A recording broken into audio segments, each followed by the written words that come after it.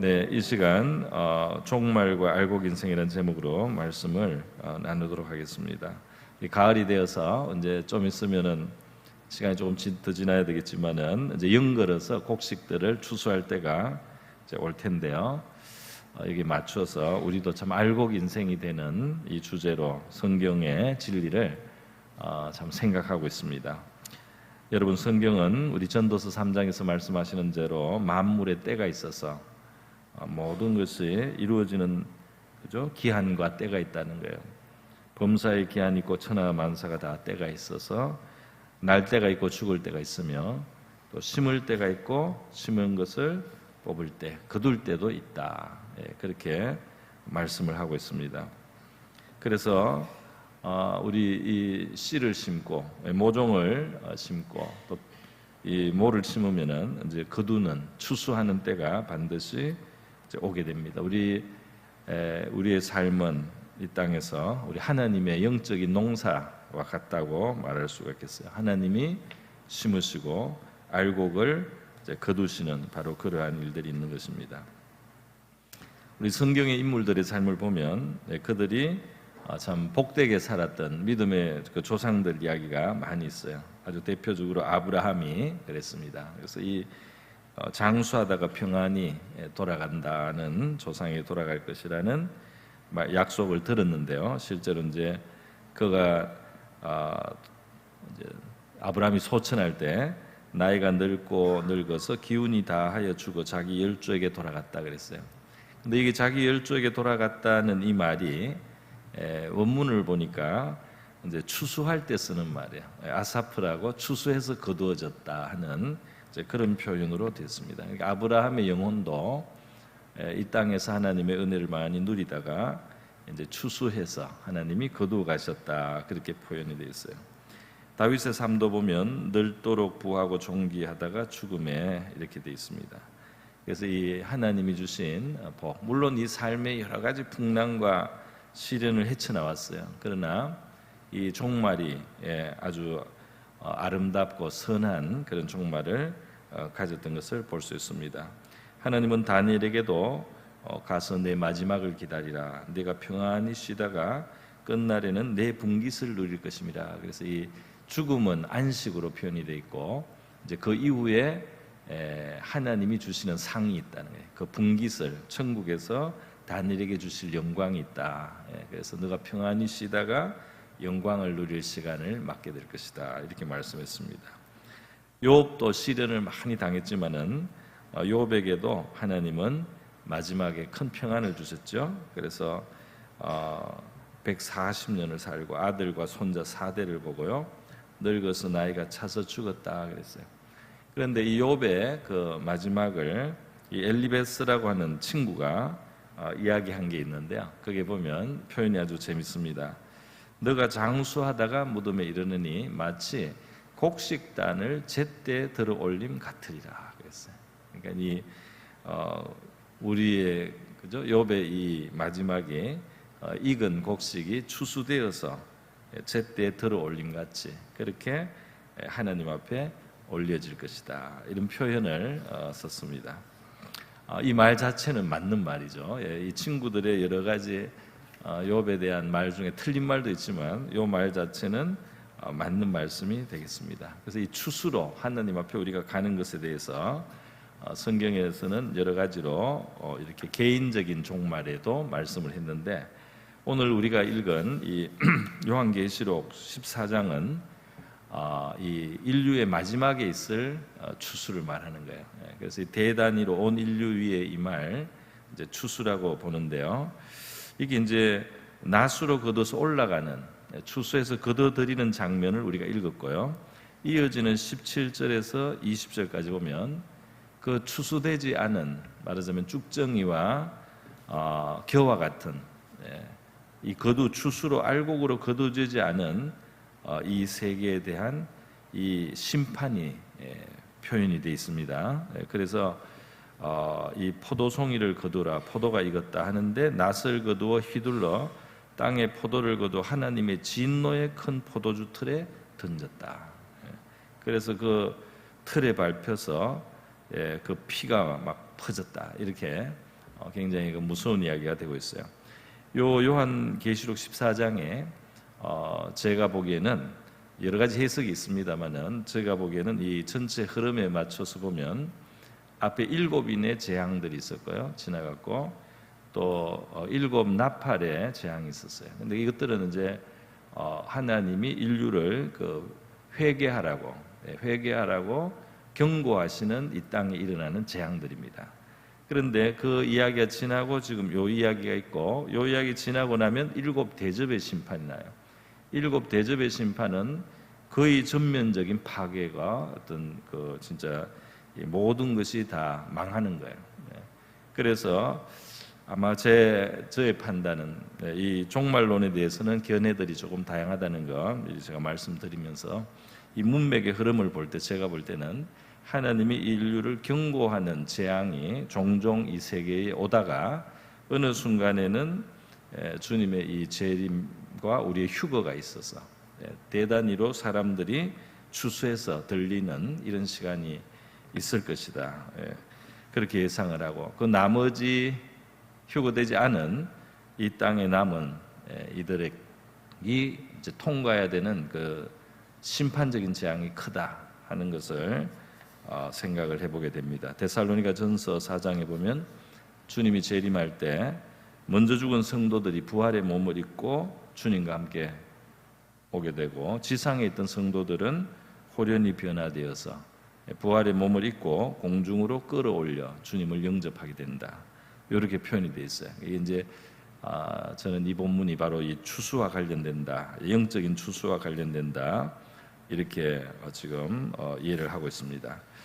여러분, 그래서요, 우리 개인의 삶에도 종말이 있고 인류의 삶에도 종말이 있고, 그리고 그것은 추수의 비교가 되는 거예요. 그래서 이 알곡은 천국 곡간으로 들어간다는 거예요. 그리고 쭉 정의가 되고 기회가 되면 여기 심판의 땅에 남게 되거나, 아니면 먼저 죽은 자들은 심판의 부활로 부활해서 백보자 심판을 받는 것으로 여기 20장으로 넘어가면은 뒤에 그런 심판의 시간이 또 옵니다.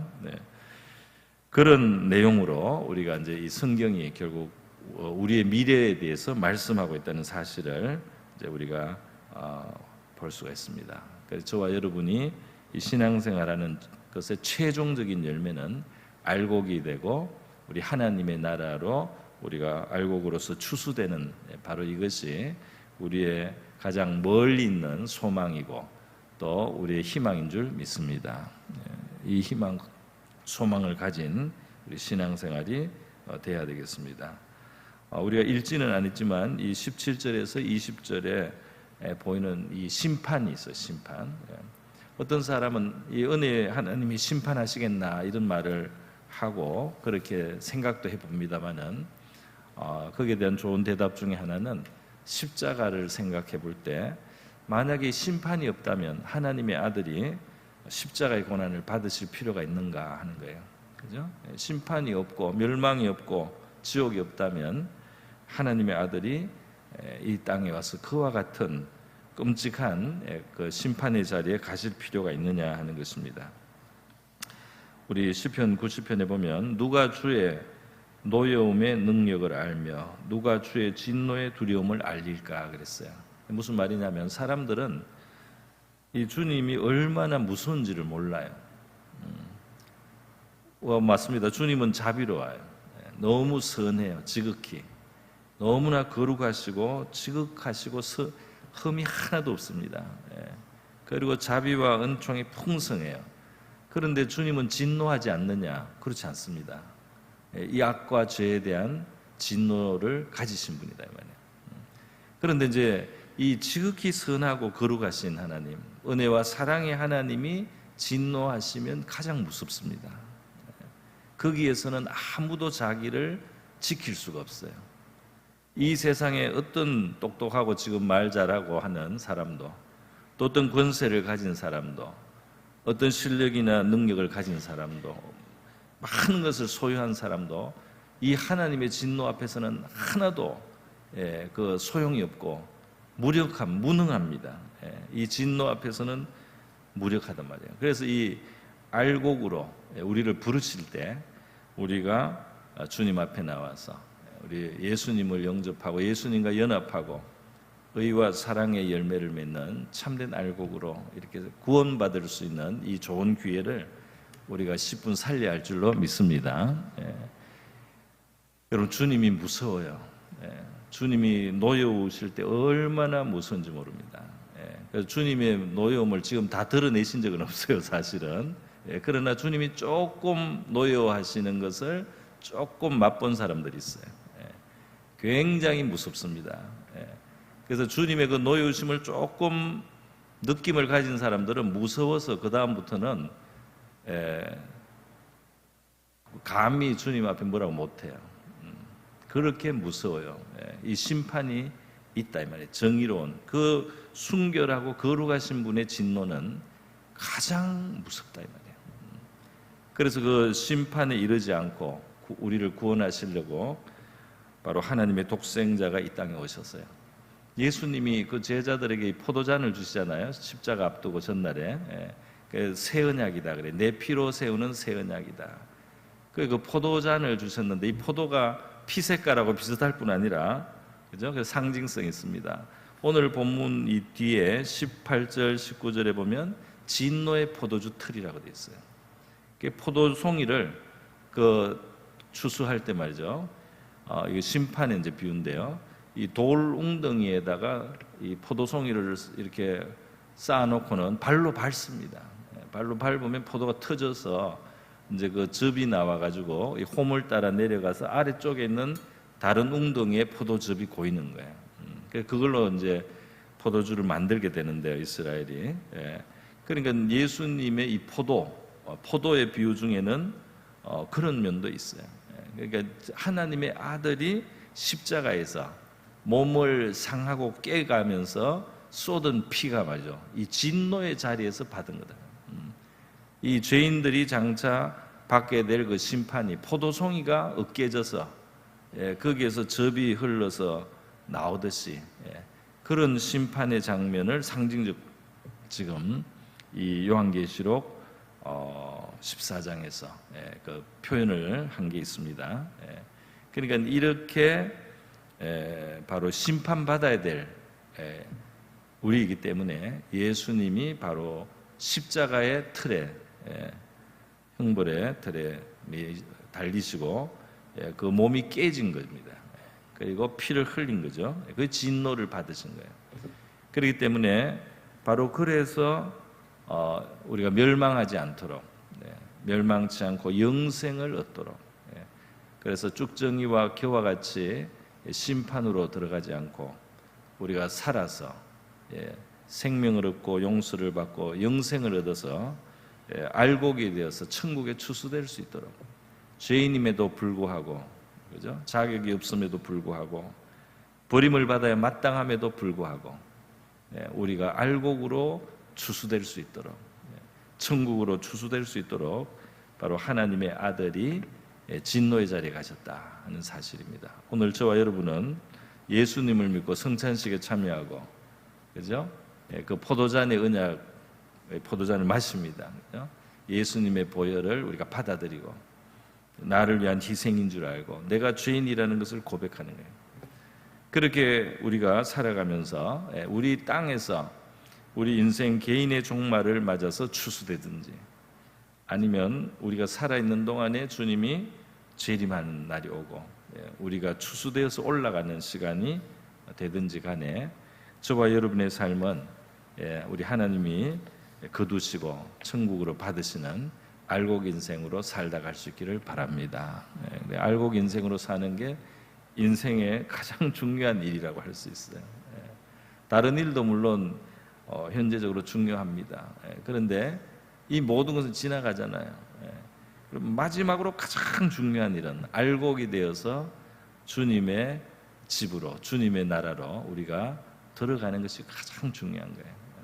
그것을 우리가 기억하고요, 오늘도 알곡 인생으로 살다가 우리 주님께로 돌아가는 우리가 되게 하여 주시옵소서.